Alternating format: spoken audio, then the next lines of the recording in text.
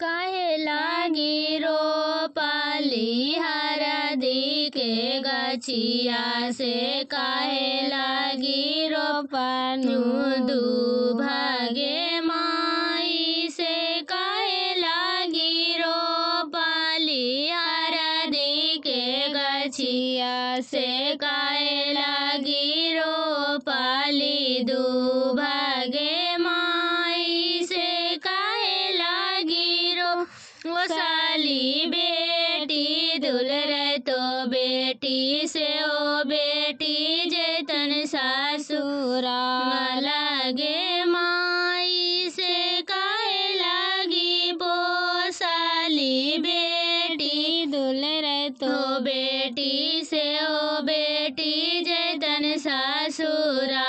रगे माई से सुबह लागी रोपनु हरदी के गछिया से सुबह लागी रोपली दुभागे माई से सुबह लागी रोपली हरदी के गछिया से सुबह लागी रोपली दुभागे माई से सुख लागी पोसाली बेटी दुलरे तो बेटी से ओ बेटी जेतन सासुरा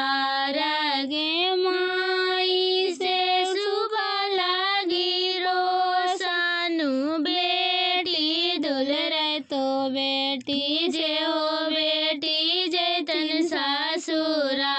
रगे माई से ससुरा से लौटी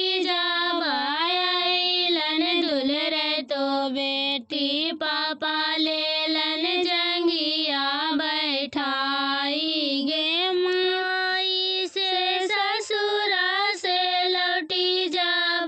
जाबायलन दुलरे तो बेटी पापा लेलन जंगिया बैठाई गे माई से कहूँ कहूँ दुलरे तो बेटी ससुरे कुशलिया से कैसे के होलो आदर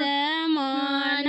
गे माई से कहूँ कहूँ दुलरे तो बेटी ससुरे कुशलिया से कैसे